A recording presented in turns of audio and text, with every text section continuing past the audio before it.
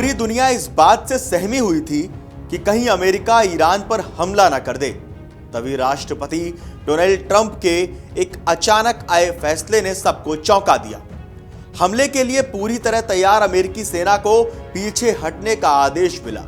सार्वजनिक तौर पर ट्रंप ने इसका श्रेय ईरान द्वारा 800 प्रदर्शनकारियों की फांसी रोकने के मानवीय फैसले को दिया।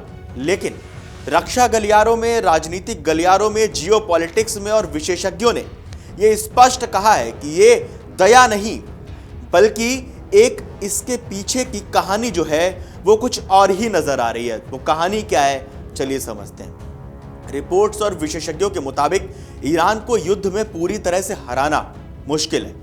आइए समझते हैं कि आखिर क्यों 2026 में ईरान दुनिया के लिए एक ऐसा आर्थिक और सैन्य चक्रव्यूह बन गया है जिससे बाहर निकलने का रास्ता फिलहाल तो किसी के पास नजर नहीं आ रहा। पहला, हॉर्मुज की लगाम, वैश्विक अर्थव्यवस्था का डेथ वारंट। ईरान की सबसे बड़ी ताकत उसकी सेना नहीं बल्कि उसका भूगोल है। हॉर्मुज जलडमरू मध्य जो महज 35 से 60 किलोमीटर चौड़ा है, लेकिन दुनिया की आर्थिक नस है। तेल का प्रवाह, दुनिया का 20% कच्चा तेल यहीं से गुजरता है। ग्रे जोन रणनीति, ईरान को इस रास्ते को पूरी तरह बंद करने की जरूरत नहीं है। वो केवल चंद घंटों में समुद्री खदानें बिछाकर या फास्ट अटैक नावों से हमला कर शिपिंग को इतना असुरक्षित बना सकता है कि बीमा कंपनियां व्यापार बंद कर दें। 2025 का सबक भी है इसके पीछे। दरअसल जून 2025 के तनाव के दौरान तेल की कीमतें 15 से 20% उछल गई थी। ट्रंप जानते हैं कि 2026 में एक भी मिसाइल अगर इस क्षेत्र में गिरी तो तेल $100 प्रति बैरल के पार चला जाएगा, जो अमेरिकी अर्थव्यवस्था को मंदी में ढकेल सकता है।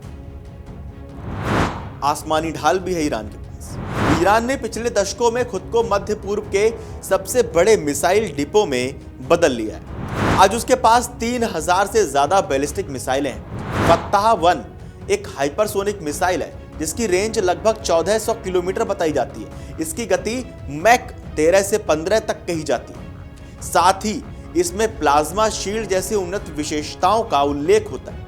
सेजिल मिसाइल की रेंज करीब 2500 किलोमीटर है और ये ठोस ईंधन पर आधारित होने के कारण तत्काल लॉन्च के लिए तैयार रहने की क्षमता रखती है। जबकि खोराम शहर लगभग 3000 किलोमीटर रेंज वाली मिसाइल है जिसे उन्नत तरल ईंधन पेलोड क्षमता के साथ वर्णित किया गया है, बनाया जाए।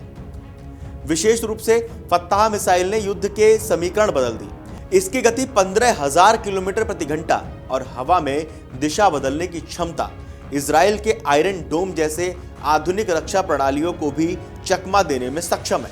यह तकनीक सुनिश्चित करती है कि यदि ईरान पर हमला हुआ तो इजराइल से लेकर खाड़ी में स्थित अमेरिकी ठिकानों तक कोई भी सुरक्षित नहीं रहेगा।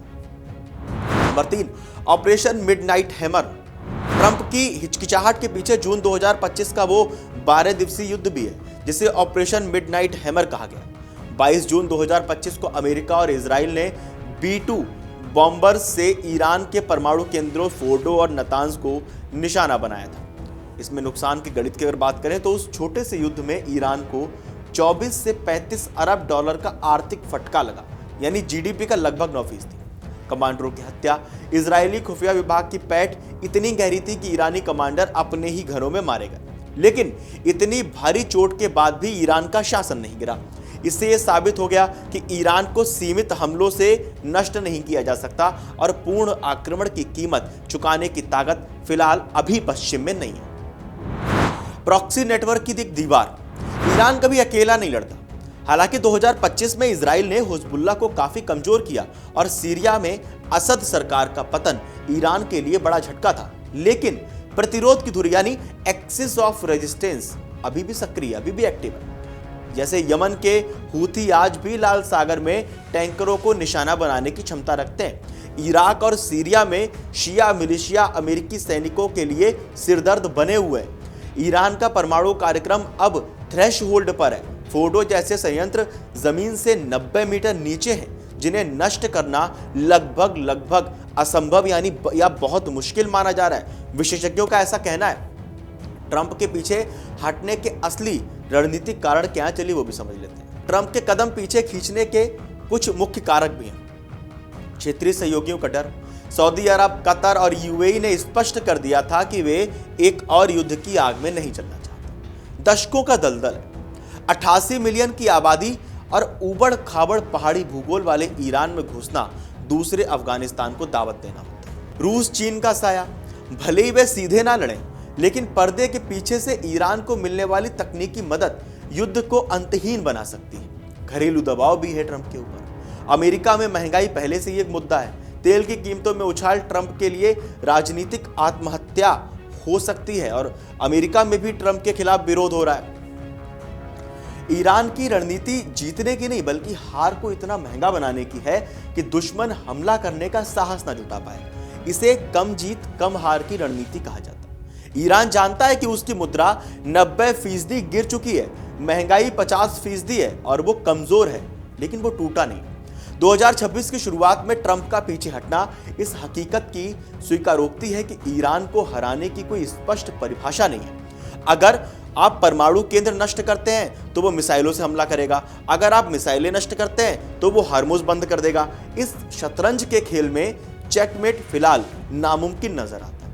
आप लोगों को क्या लगता है इस पूरी खबर को लेकर? ईरान, इजराइल, अमेरिका, ये जो पूरा ट्रायंगल है, इसको लेकर अमेरिका ईरान के बीच जो तनाव बना है उसको लेकर, ईरान में जो गृह युद्ध जैसी स्थितियां भी बनी हुई हैं, जो ईरान में प्रोटेस्ट भी हो रहा है, जो लोगों ने भी प्रदर्शन किया, उसको लेकर आप क्या कहना चाहते हैं हमें कमेंट करके जरूर बताएं। और देश और दुनिया की तमाम बड़ी खबरें जानने के लिए देखते रहिए अमर उजाला। अगर आप ये वीडियो YouTube पर देख रहे हैं तो हमारे चैनल को सब्सक्राइब कर बेल आइकन दबाएं और Facebook पर देख रहे हैं तो हमारे पेज को लाइक करें।